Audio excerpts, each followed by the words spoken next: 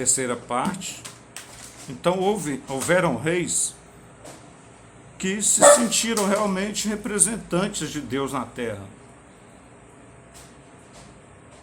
Eram dourados, achavam mesmo que tinham o sangue azul, que tinha mesmo o direito divino dos reis vindos da parte de Deus, não do meu, do deles,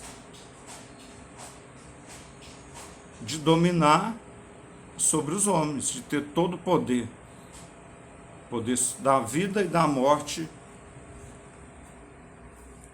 dos seus súditos.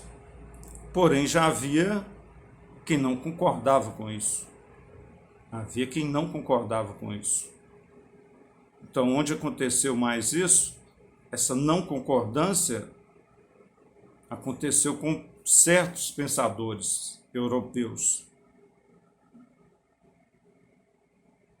Certos pensadores franceses não concordavam de forma alguma com o absolutismo daqueles reis. Principalmente, eu acho que do rei Luís XIV, que dizia: o Estado sou eu. É muita petulância do cara, né? Nem Salomão, que tinha o maior dos intelectos, falou uma coisa dessa. O tal do Sr. Luís, esse nome Luís parece que não costuma ser bom para quem tem esse nome e tem poder, não, né? Com todo respeito aos Luíses aí, né? Luís Ladeia. Então o rei Luís, né, se intitulava o Deus Sol. Mas havia um faraó também, né, Akenaton, que se intitulava o Deus Sol. Quando nós formos entrar em nova era, que não é nova ordem, nós vamos falar muito disso, do Deus Sol. Então esse Deus Sol, ele causou revoltas na população.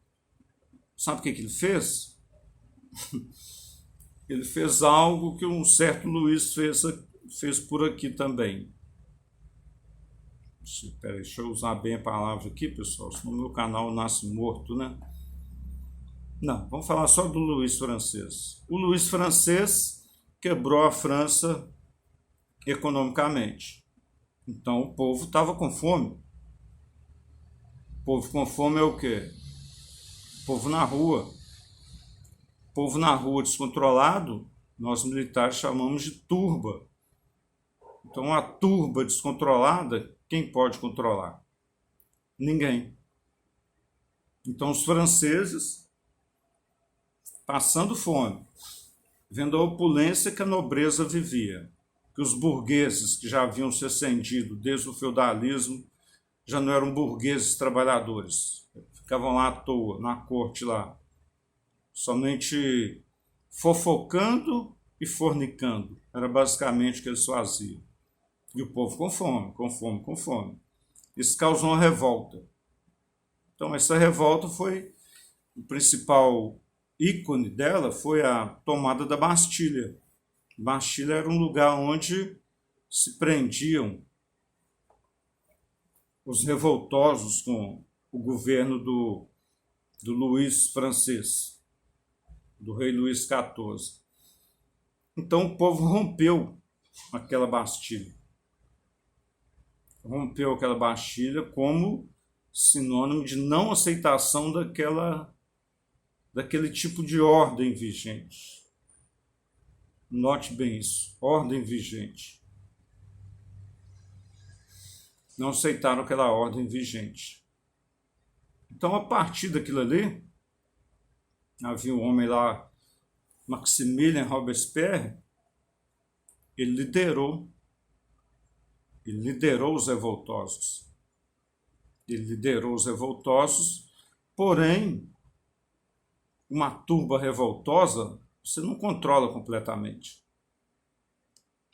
Por que você acha que o militarismo é composto de hierarquia e disciplina pesadas? Aqui em Minas Gerais, como é que você controla 40 mil homens armados? se esses homens se rebelam? Quem segura 40 mil homens armados? Tem que ter um controle, né? O Robespierre perdeu esse controle. Perdendo esse controle, houveram excessos, decapitações, decapitaram todos,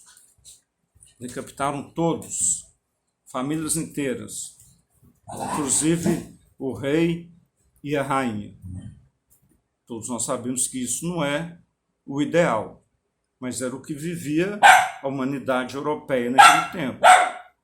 E nós sabemos que a Europa, através do Império Romano, da Grécia, veio nos moldar, nos molda até hoje. Então, a partir daquilo ali, iniciou-se a Revolução e o povo passou a querer outro tipo de governo. Não mais de reis. Aí nós vamos explicar agora muito rapidamente o surgimento da esquerda e da direita. Lembrando que eu sou direitista até o túmulo. Direita para sempre. Então, na França, surgiram os jacobinos e girondinos. Então, quando eles formavam assembleias, uns se postavam à direita do local, da construção, do palácio ou do prédio onde estavam lá. Uns se sentavam à direita e outros à esquerda.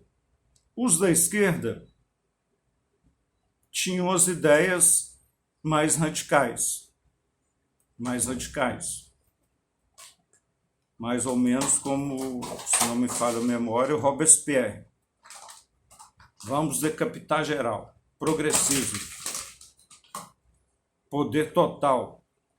Controle total. Controle total nós vamos falar também quando chegarmos ao tópico Nova Era. Então, queriam um controle total. Os da direita já queriam um conservadorismo. Já queriam leis com deveres, direitos, garantias de liberdade, liberdade individual, deixa eu lembrar, direito à propriedade, que praticamente tudo era do rei, né? Tudo era do rei, tipo em Cuba, tipo na China. Tudo é do rei. Não tem direito à propriedade, não tem direito à herança. Então, o pessoal da direita queriam leis que protegessem o indivíduo, a sua casa, a sua família. Daí surgiu a direita e a esquerda, da forma que você vê hoje, mais ou menos da forma que você vê hoje. Se você é direitista, né, praticamente, se você está aqui, a maior chance é de você ser direitista. Então, nós defendemos isso. Liberdade, direito de ir e vir, direito à propriedade, direito ao empreendedorismo, direito a ser rico, direito a nascer pobre e se tornar classe média baixa, ou classe média alta, ou rico, ou milionário, ou bilionário. Isso que nós defendemos. Enquanto a esquerda defende um Estado totalitário, como é na China. Não precisa acreditar em mim, estude a China. Não precisa acreditar em mim, estude a Venezuela. Não precisa acreditar em mim, estude a Guatemala.